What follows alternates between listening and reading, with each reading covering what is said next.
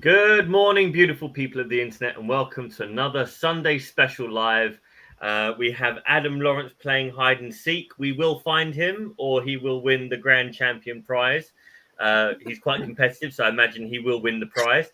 But without him here, we have the lovely Helen Chorley, the awesome Piotr Rosnek, and of course, Sassy Self, me, Jay Howard. I'm not sure what we're talking about, but I think we mentioned earlier on that there's a whole heap of property awards coming up, like a whole heap. We've got the not award even just the season property awards, started. we've got shows that you can join on. So, Helen, do you want to kick it off with that stuff? Yeah, we're starting this Friday. It's the Women in Construction Awards. It's the inaugural one, set up by kind of design and build Michaela Wayne, that was on The Apprentice, and her wonderful team. Gosh, they are real kick-ass team. So we've got 3 Property Sisters tables there. You've got an Auction Buyers Club table there. There's a PIP table there. It's going to be such a good night.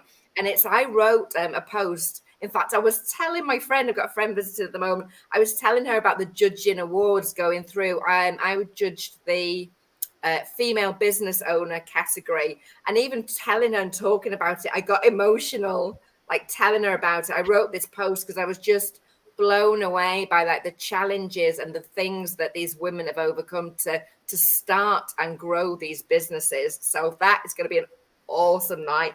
I bought a new posh frock yesterday. It's like, I'm not going to tell you, but it's like, I've got it hung up on my wardrobe and I just walk past it every day and it makes me happy when I look at it.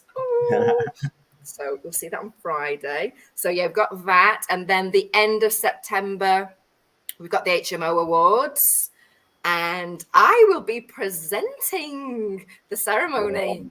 Yeah, and I am Wow. really excited about that. I'm flying back just for that weekend. So I'm going to be presenting that. And actually, I'm really excited because any Property Sisters that are watching will know, like when we used to have our weekly meetings during lockdown, and we'd do a bit of, education, or somebody would talk about a project they were doing. But I was always like, can we get to the good bit? Can we get to the good bit? I'm like, right, wins of the week. Who's got a win? And I just love hearing like people's wins. And there's, we always used to say to them, there's no win too small. If your win of the week is, I got through the week and didn't kill anybody, like stick your hand up and share that. That's Yeah. frequently one of my wins. Yeah, I think the awards things is like really amazing because I mean there are 2 types of awards. I guess the ones that you kind of pay for to get them, and then Yeah. the ones that really gets you excited in making things happen, innovating, and like even if you don't win the awards, like just playing the game is really kind of Yeah. fun and it makes you create really good things. So it's always inspiring as well to hear about other people, like you say, female business owners and all the other things. It just gets you inspired. So that's why we It go. really does. And the application process, Jack Jiggins did a really good podcast with Will. Check it out, My Property World, where and actually we did it with, I think Max was on that. Max Rayner as well was on that. Oh, yeah. That episode, but he talked about actually kind of sitting down. Yes, you do have to kind of sit down and give the process some thought when you apply, but actually taking some time out to do that and look back and he said that was like really gave him like even more confidence. It was really self-affirming to look back and go, oh my God, we did that. Oh my God, we did a great job. And that's why I love like wins and awards, because I just don't think we're so busy doing and what's next and goals and achieve. It's like, actually, if you can take the time to look back and just give yourself some credit for how far you've come and that you got through, all the mess. And I just think that can be equally as affirming as, right, done, bang, you've got it right. What's next? So I love that. So yeah, HMO Awards, and that's their new ones for this year too. So what's the HMO awards? Is it like what are the categories there?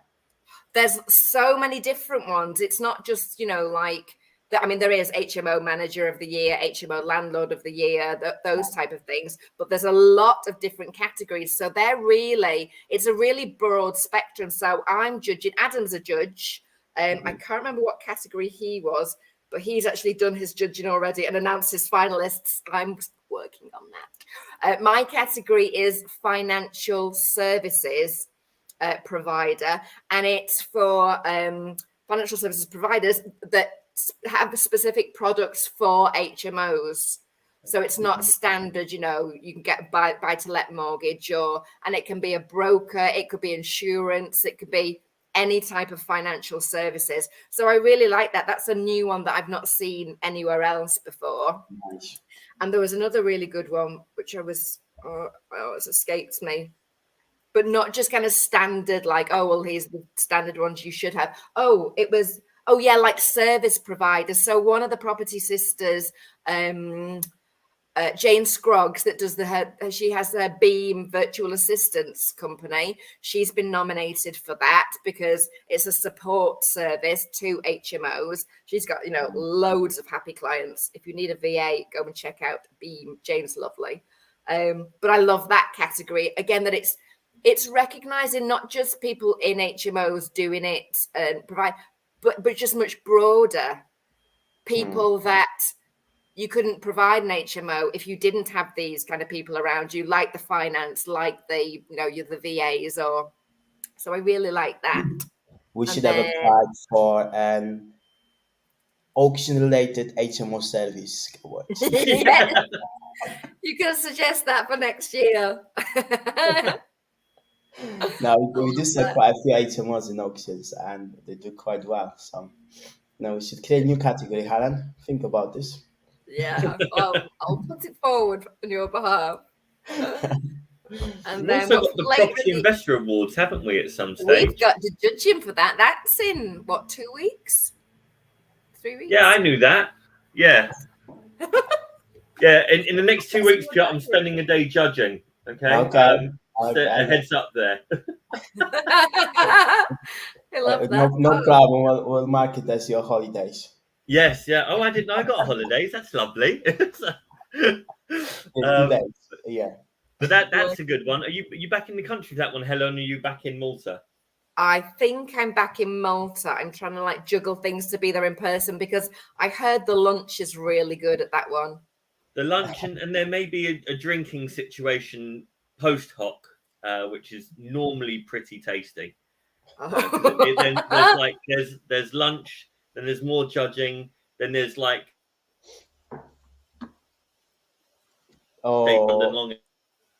little bit spicy in the evening. We lost you for a minute, Jay. No. We lost you at the crucial point. Good event. It's it's not just the judging, it's the stuff that goes with it, and being there. I think.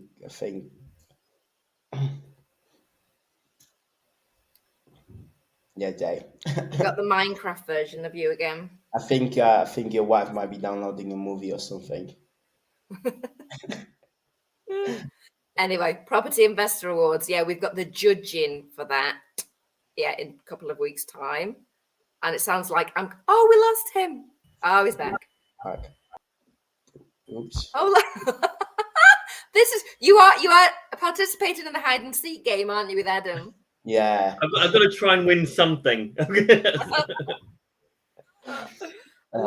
it sounds like I'm going to be in the country then for a bit longer in September.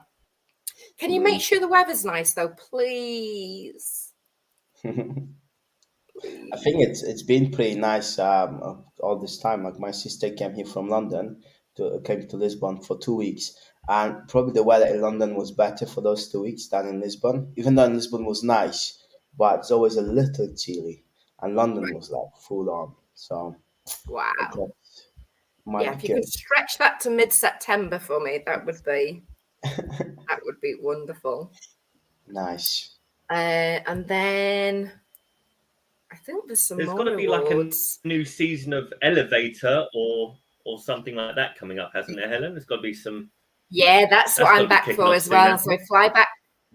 Yeah, I fly back for the Women in Construction Awards on Friday, but the week after is Series 5. Can you believe we're on Series 5? I mean, I wasn't in the first one, so technically it's just the last 4 that have been great. It's the only real 4 seasons anyone's been watching, really, isn't it? Yes. Mm. So yeah, so we've got 3 days, and don't get me wrong, like I love it. We have such a good giggle.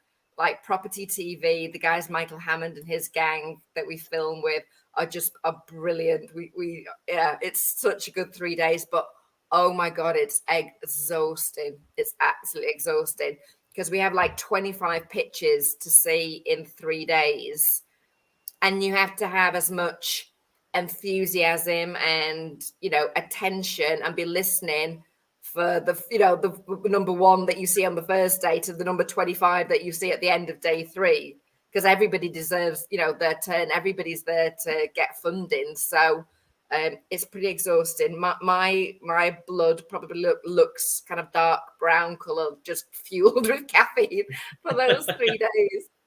But yeah, if anybody has a deal and wants to apply, please go to propertyelevator.tv. It's a really simple form. You just give us a few details. Property TV gang will get in contact with you, and then I think you can provide extra information after that, like a video or extra bits and pieces. But yeah, get your applications in and come and be on the show. Come and meet us.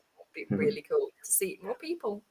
Nice. And those deals that you guys kind of discuss, fund, they need to be like secured. People need to be just in the process, or how early in the stage of securing the deal people need to be. To be honest, we see people at all stages. So not necessarily secured, because actually sometimes people want advice about how to go about securing them. It has to be kind of a live potential. It can actually happen. We are looking to do deals here. We don't want something kind of completely speculative.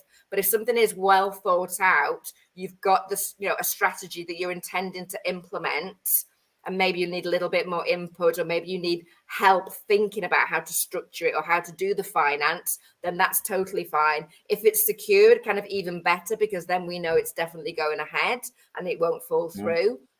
But yeah, at any stage really. And how early from the kind of show recording to the show, the actual release of the show it is? Because if someone discussing a deal that's kind of potential, what's Yeah. the kind of time lag? No, that there's a big purposefully there's a decent time in editing. So series 4 we showed in, that finished in July. We showed it in June and it went into July, 5 episodes that time, but we filmed it in March. Okay. So that's May, June, like middle of July. So there'll be at least a couple of months of editing and getting, and then we have to look at it and do all the magic behind the scenes that Michael and his team do. So yeah, so nothing sensitive kind of goes out. Yeah. Well, Got time it. sensitive like that. Nice one. Brilliant. Jay, are you with us? I think I am. I don't know how my internet's faring, but I'm still here. Yeah. Did you want to maybe try it on your mobile? Because it seems it seems Yeah, like you dropped off. I'll be back in a second. Yeah. Oh Nice. my god, Piotr, this is like complete like power trip. Me and you are on control. Nice. So we got the British-based people has not the Yeah, this is just international trip. international. We love it. I love it.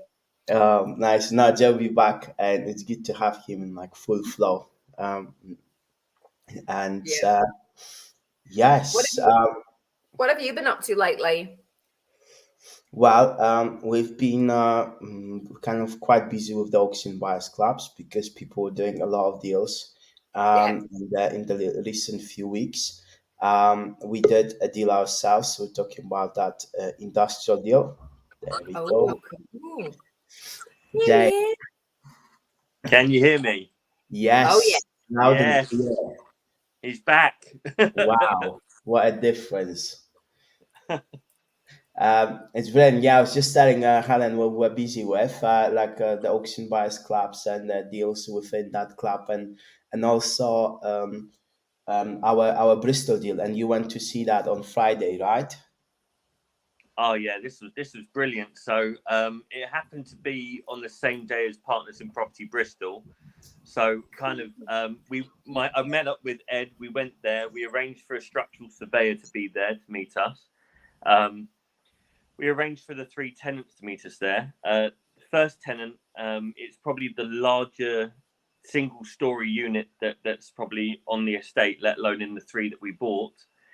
He's got two outside units where he's got additional storing and some racking and put some real investment in there over the years. But the moment you walk through the door, the two side walls are just lined with about 30 years of page 3 models.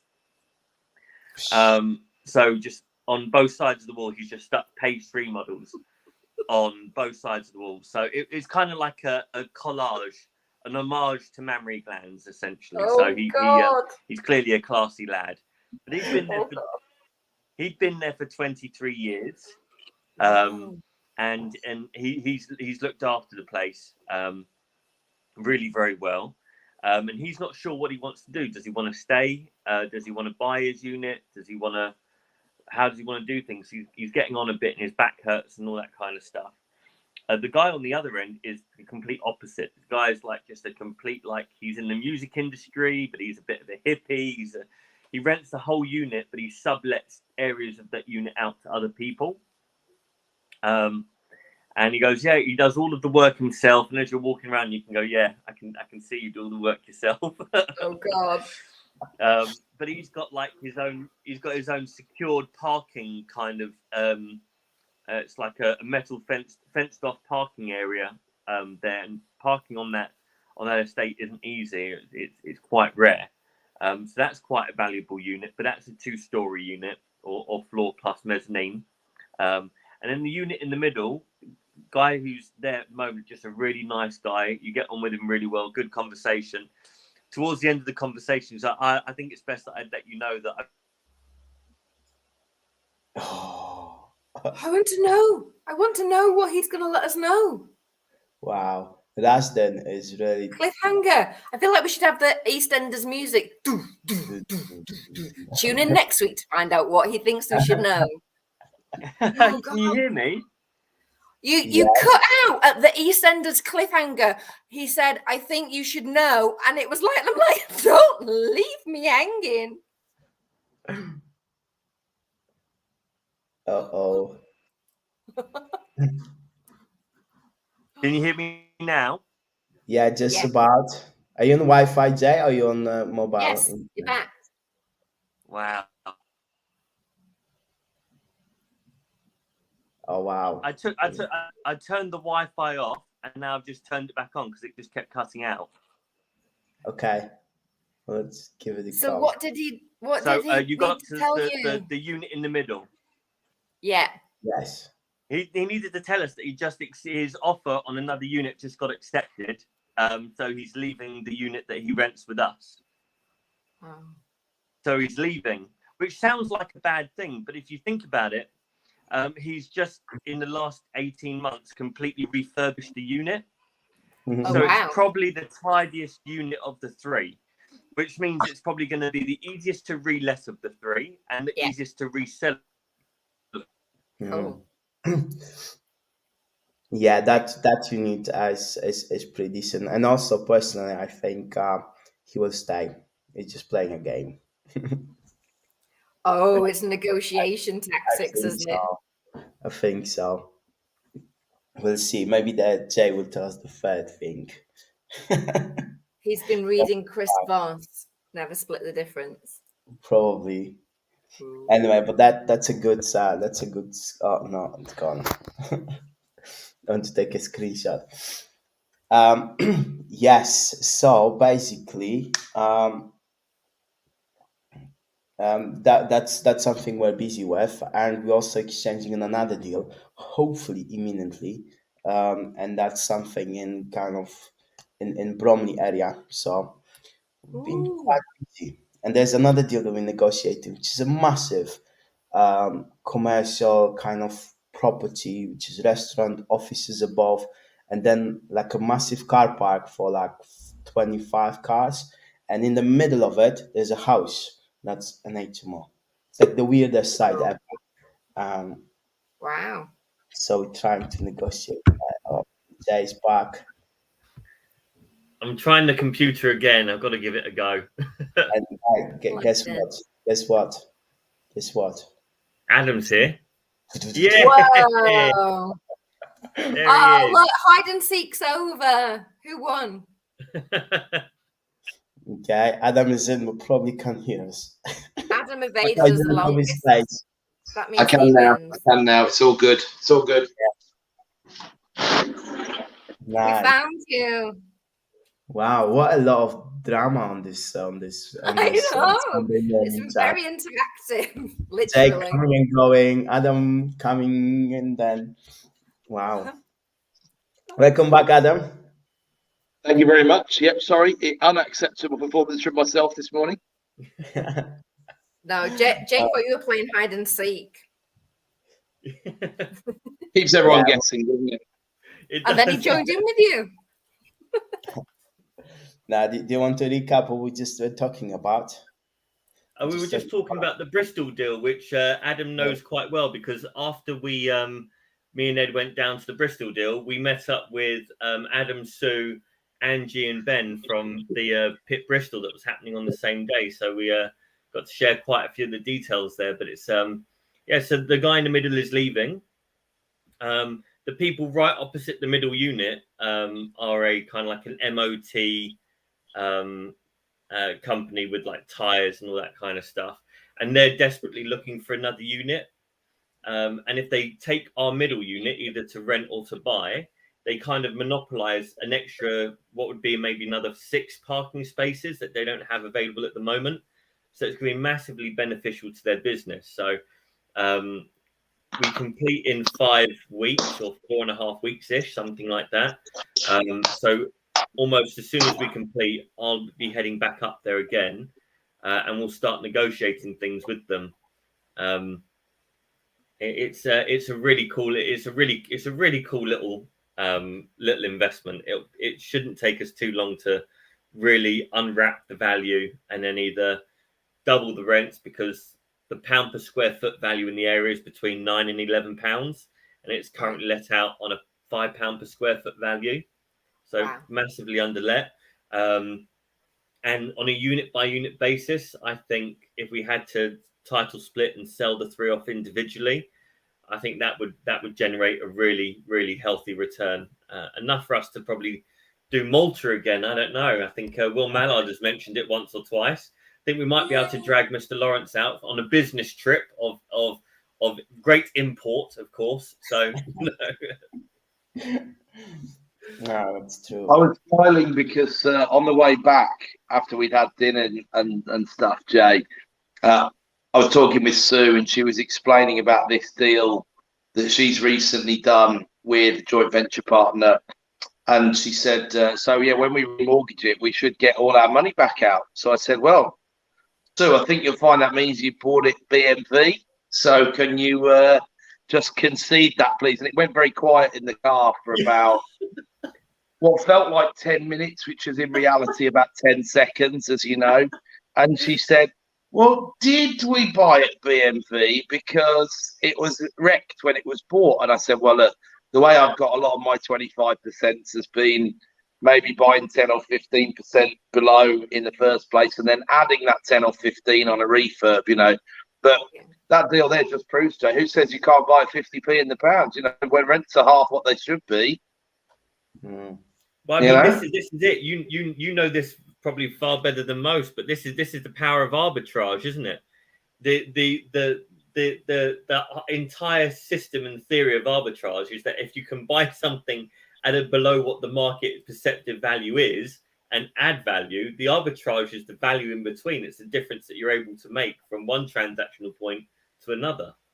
Well, there's a beautiful segue there when you say one of my favourite words in the English language into where we are with the energy situation at the moment. And there's a very, very strong link between arbitrage and being too big to fail or too important to mess around with. And that's where we're at right now. I don't know. I assume you guys have read the supplement all the way to the end several times and made a number of notes. So you will have noticed that I've threatened to do an obituary to Boris Johnson next week on his way out. I thought I'd wave him off with the opprobrium, I think would be the right way of saying it. Because it seems to me he's commented on lots of things over the years, and at the moment he feels a bit more like Nero to me, fiddling while Rome burns, or just frankly on holiday when the country's coming up to what looks like, you know, an event of the significance of the pandemic, or as I've framed it today, an event that's still part of the pandemic. You know, we're not out. We were 2.5 years in total from sort of first case to being able to say we were truly out. Behaviour's not back to normal. China's definitely not back to normal. People aren't going on planes. People aren't doing this, that, and the other. You know, it's another 2.5 years out of this at the back end yet, without a shadow of a doubt. And we could all spin it and blame Putin and all the rest of it. Would Putin be in if it wasn't for the pandemic? Probably not. You know, probably not. So we're still in pandemic economics, and we need to get the old bazooka out the cupboard. And sadly, Boris's bazooka has seen its best days on many levels, I would think. But I'm not sure he's quite finished bursting forth offspring from his loins just yet. And I'm sure time will tell. But yeah, I did make a comment today around the pen being mightier than the sword, but his sword being a particularly troublesome sword. I wondered if that might have brought a wry smile to the face of one or two, really. But I think he deserves it, really. He spent, 25, 30 years knocking other people, other organisations and all the rest of it. So I'm going to try and get him back in one go, I think, really, and have a bit of a chuckle whilst doing it, I think, next week. That sounds like fun. We'll look forward to that. I need someone like Dom to just Photoshop me a nice gravestone with Boris's best policies on or whatever, and then we'll crack on from there. Or just you're the recipient of some of Dominic's photoshops, are you? There's a number of I can't really talk about this live on air, unfortunately, but some stuff in draft at the moment that may or may not be release worthy. Don't know if you guys have seen it or not, but yeah. I thought I looked pretty good as The Rock, actually. I was delighted. I was thinking about going Samoan and getting some tattoos and getting into training, to be honest with you. I've not seen that. I want to see that. Well, I'll see if, I'll get something sent over. Dominic's normally quite happy to share. I think that's fair to say. The man's a genius. Yeah, absolutely. Absolutely. We've got quite a few comments and got regards from Liverpool, from Magdalena. And my neck of the woods. Yay. Okay. Nicoletta is saying if I check my messenger. I do. There's no message from you, Nicoletta. Cool. Ed wants to be invited to Malta now. Jay, what do you think? I mean, it means someone who came last year is going to have to lose their place. We're going to have to do like a battle royale. If they want to come again, they have to fight their way in. What was that? We have to do the committee meeting and decide that. But I think you're in that top position as a joint venture partner. I think that's their way of saying you need to bring another deal to the table, Ed, and then they'll think about it. At least as good, 50% below market rent. Yeah, none of this 60p in the pound nonsense. We want, we want 45 minus, please. Dominic is requesting a review of a PIP calendar. I'm sorry, Dom. Obviously, I was being too cryptic. That's exactly what I'm talking about. I have reviewed it, and as I say, it's remaining in draft for consideration of other people who are more serious than I am, because I in these situations, I don't want to fall out with my business partners. But yeah, it's pretty good, mate. It's pretty good. I thought Xmas was particularly special, but I'm really, that's proper. That's what I'm going to look like on Friday. I'm not joking. That's literally what I'm going to look like on Friday night. Fairy princess. Actually, I don't have wings. I did say to my friend yesterday, maybe I should get some wings. I've gone full on fairy glitter princess. It's really not dissimilar to December. Well, there we go. Dom the soothsayer, they call him. I have to say, I fancy a bit of February. That's cool.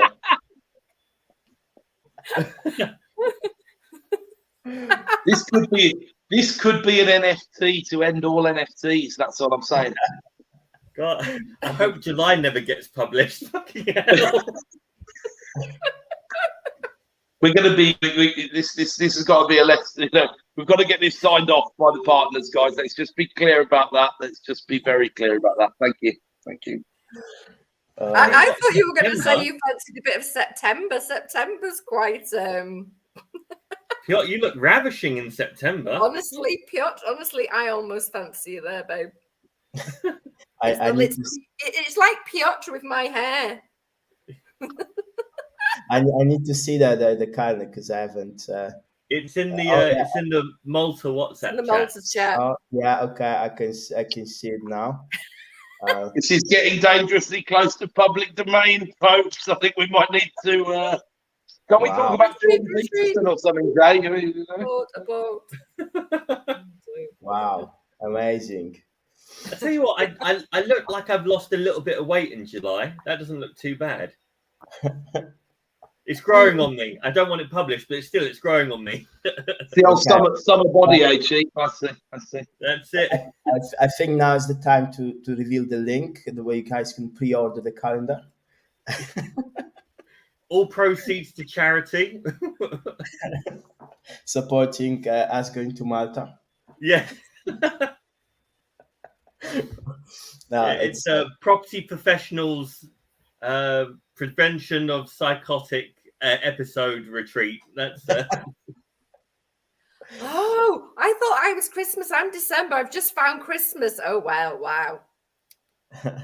As I said, good things come in large packages by the looks of it, don't they? Let's face it.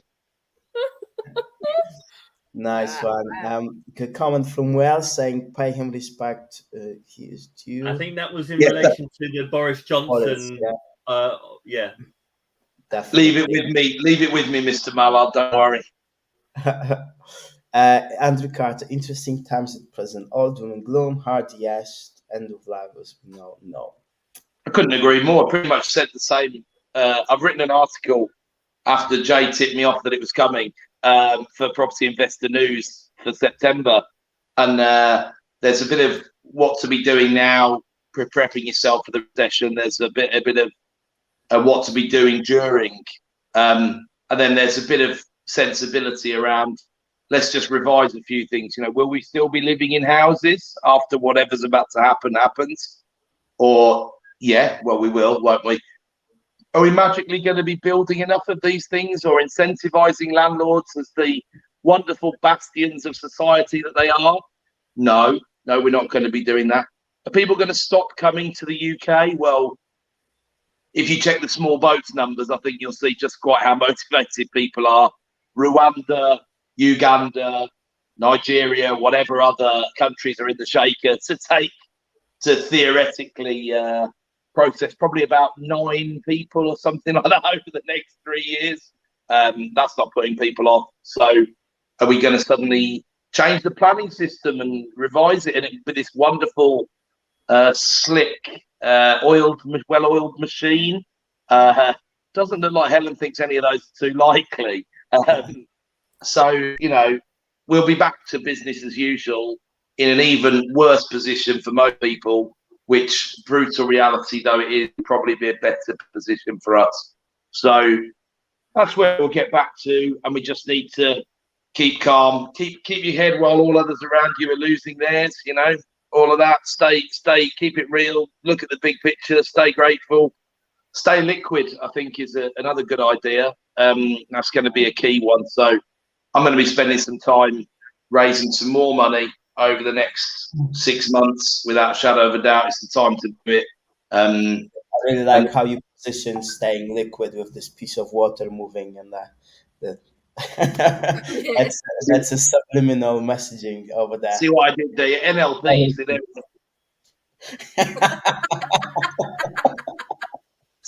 It's like one of Helen's shark pens or whatever that's just looming in the background, subtly tucked behind her ear or something like that.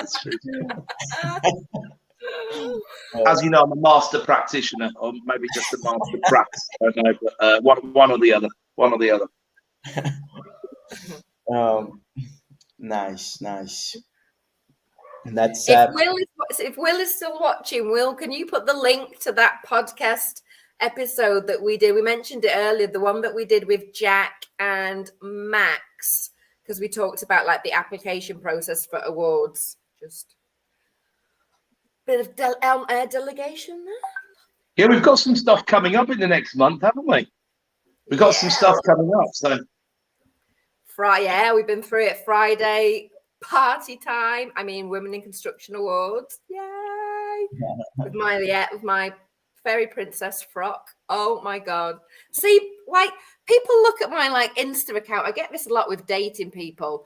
People look at that and like, oh my god, you're like hard ass, like masculine. I'm like, oh, you wait till you see me Friday night in my fairy princess outfit.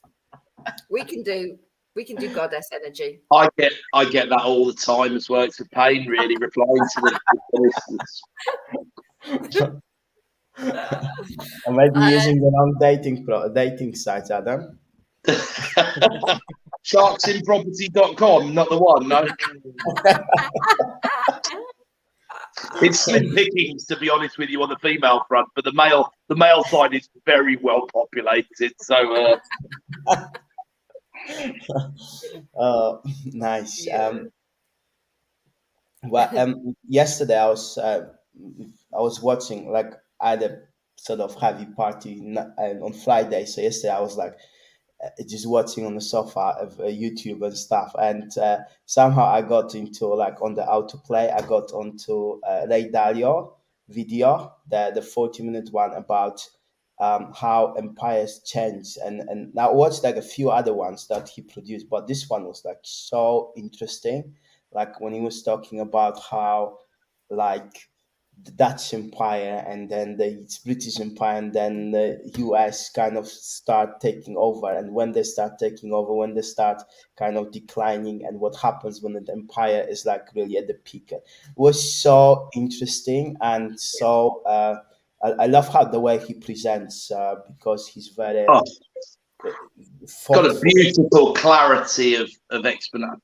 Absolutely beautiful. And it's interesting because a lot of people don't know a lot about the Dutch and the fathers of capitalism, ultimately, one way or another, and the corporation, certainly. And what the very clever thing about that video is as well, it was done before the energy price stuff started happening. So you might actually see one of the ways in which Western hegemony does get challenged here, which is a significant historical event. Foreign policy and MI6 and their oppos around the world at the moment must be absolutely alight with what's going on, because there's a serious threat to the way that the philosophy of what we see as the best countries in the world. You know, I know we have different geographical residences, but they generally follow the same philosophy. You know, we forget that majority of the population in the world don't live in regimes as we do, and it's really interesting, and how the whole conflict, or whether that's a direct conflict like Russia going into a Ukraine, or indirect economic war of sanctions. And you remember what was going on when Trump was president with China, and more than a little sniping, let's say, on the trade front and things like that. You know, this is the economy's the battleground these days. Yeah, Russia are doing it the old-fashioned way, or trying to, but the economy's the battleground, and the internet and the blockchain probably is the battleground. You know, and it's truly fascinating times. But I think, go back to Andrew's comment, is it the end of the world or whatever? I mean, I always hold on to someone who told me lots of stories about the 1970s and what people would say, and there would be common discussions about, well, none of us will need to work anymore because energy will be free thanks to nuclear power. That was one.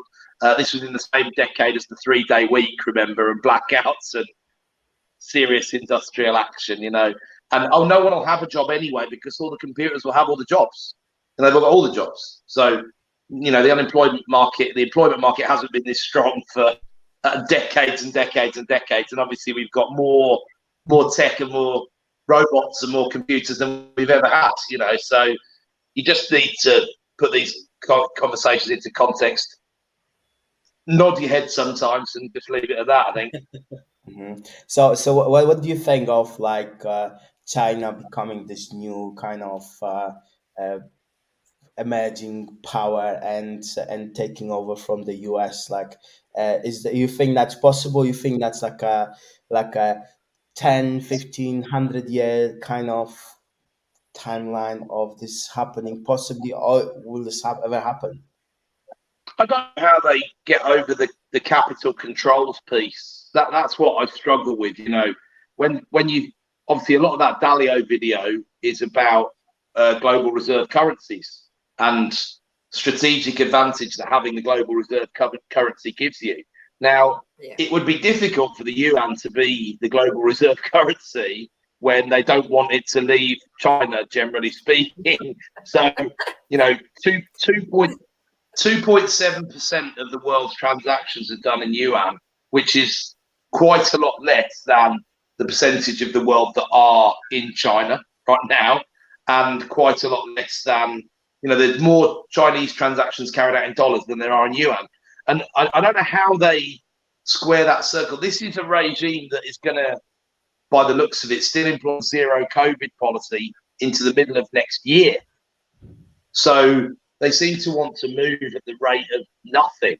And I don't know how the rest of the world comes on board with that. They're trying to more directly, own trade routes and things like that. The Americans were very clever what they did after World War II, the Marshall Plan, investments. There's a fantastic book called Confessions of an Economic Hitman, right? A guy called John, can't remember his second name. It's a great book, well worth looking up. And it talks about basically they would go to countries and offer to make sure they had electricity, for example. And all it would be is a helpful little loan from the Americans.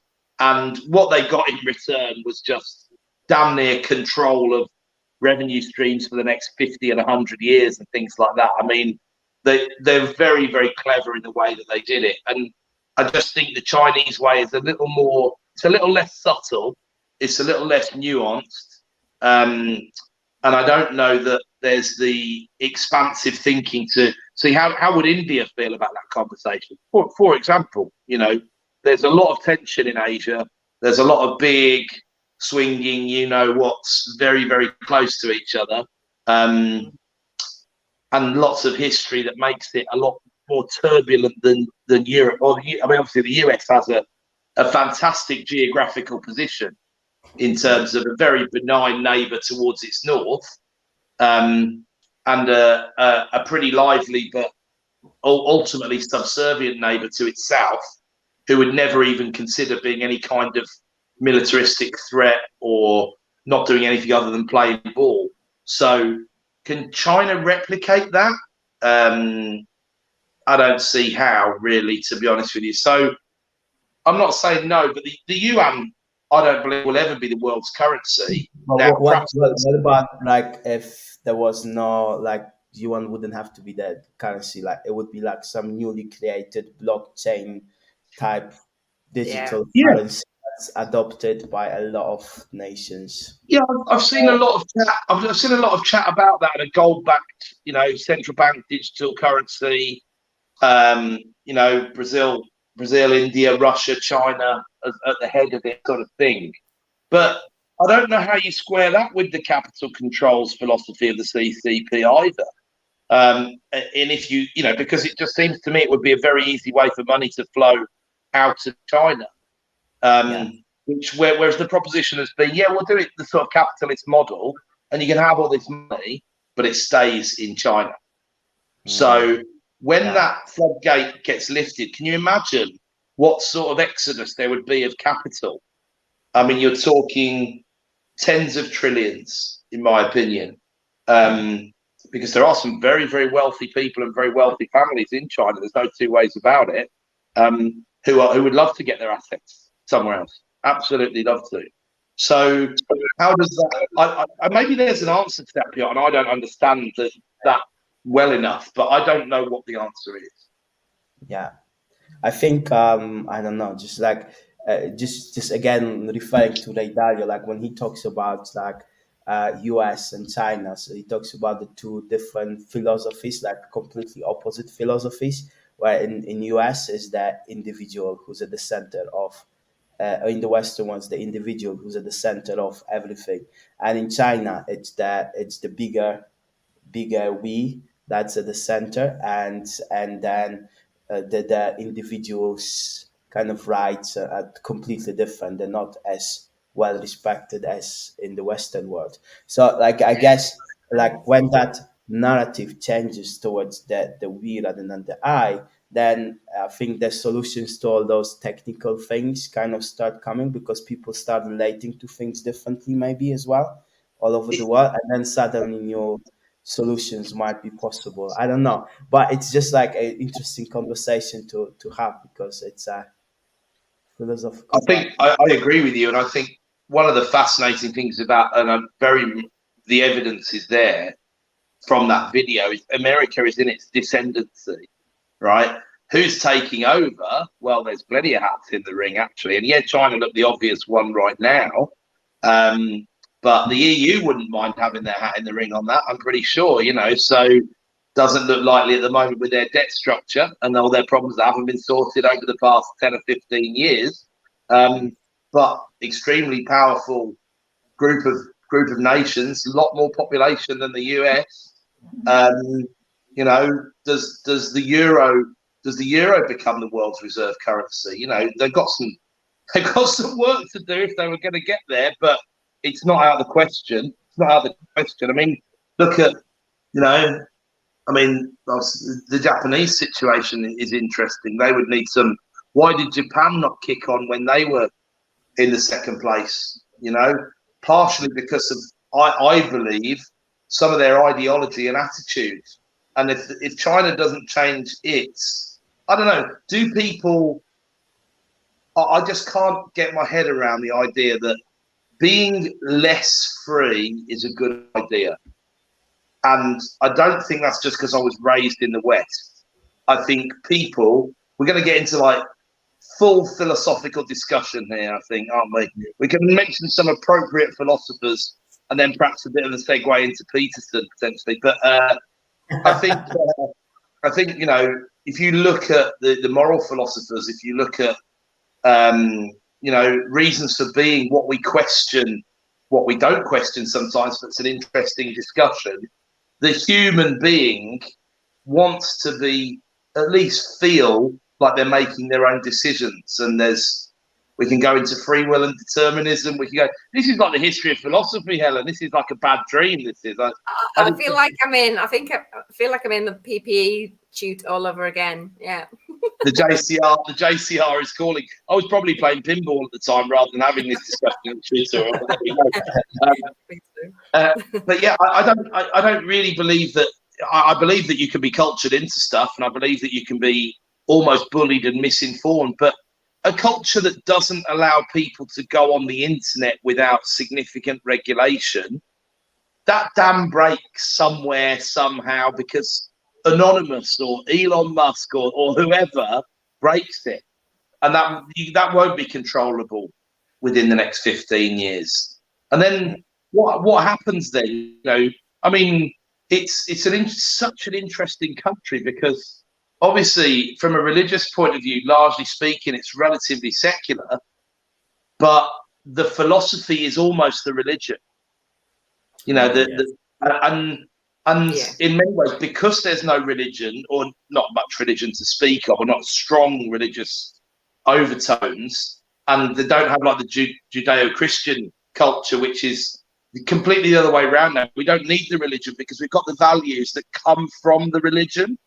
So, and that's been not the death of the church, because they're still a pretty big landlord if you look it up. But it's been the wane of the church over time, because people don't need it to fill that.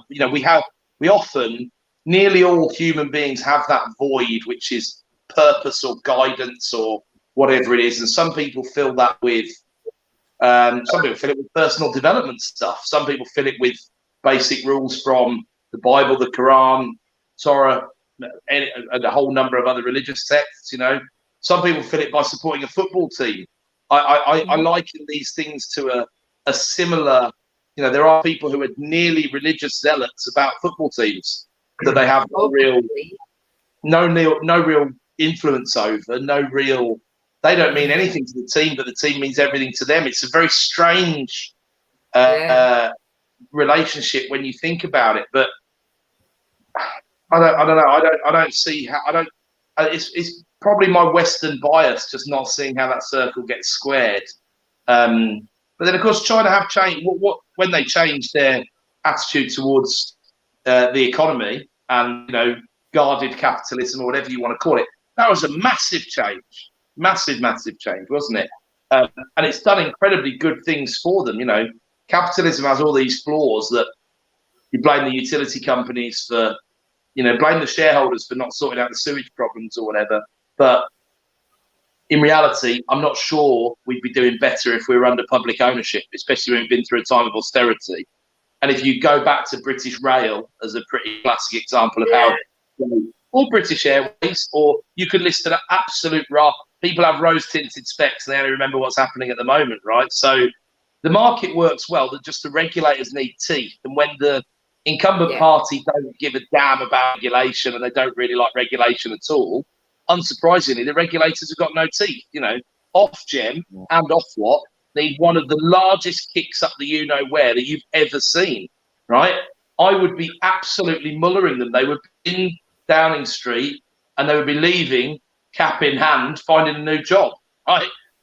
But that's not the guidance they're getting from central government, because the Conservatives believe in very light touch regulation. And really, you want to get 90% of the benefits of capitalism and 10% of the. Look at the NHS. You wouldn't have the NHS if you followed solely free market principles, right?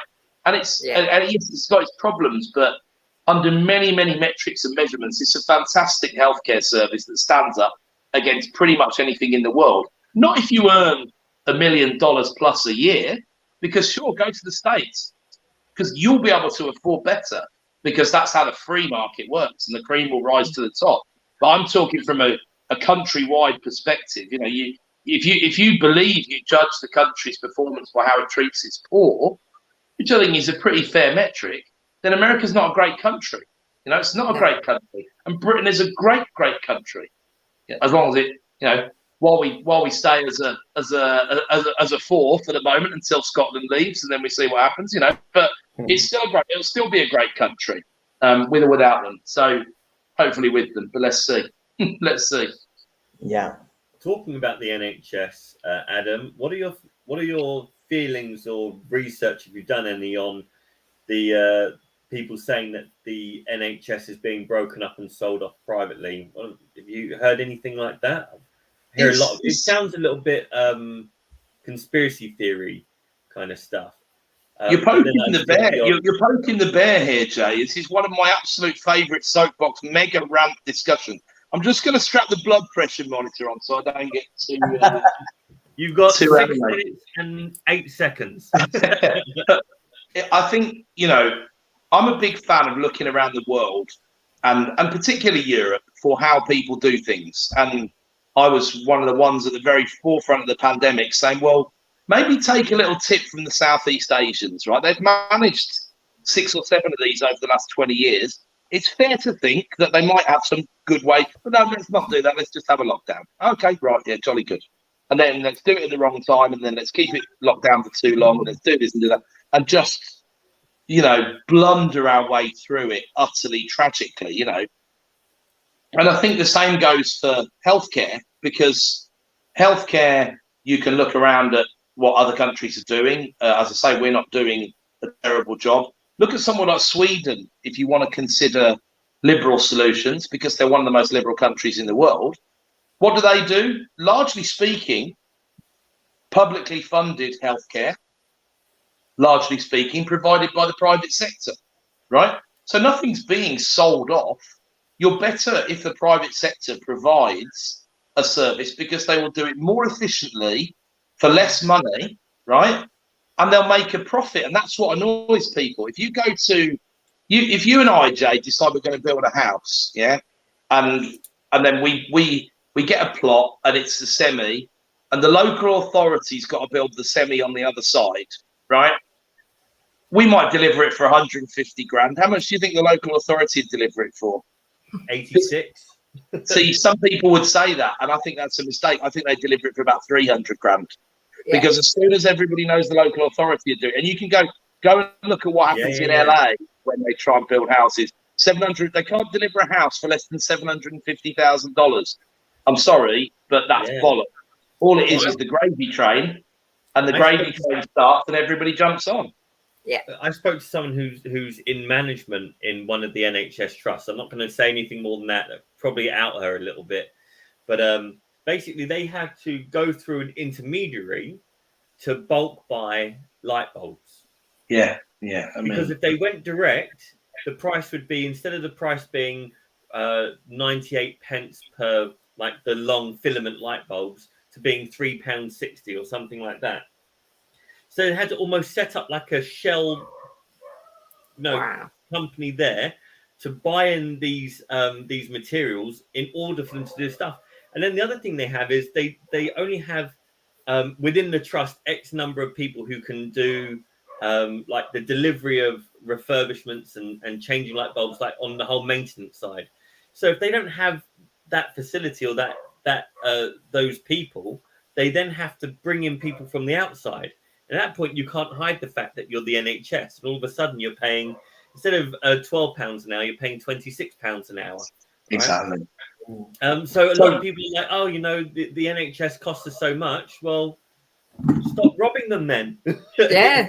It's right by my office. Yeah, there's a development that was done in 2014, a really significant development for the area. I think it was a couple of £100 million to get done, and there've been associated further developments within an eighth of a mile that have happened in the interim. Some, all delivered by the private sector, but ultimately Asda's on the site, and that's the anchor tenant, right?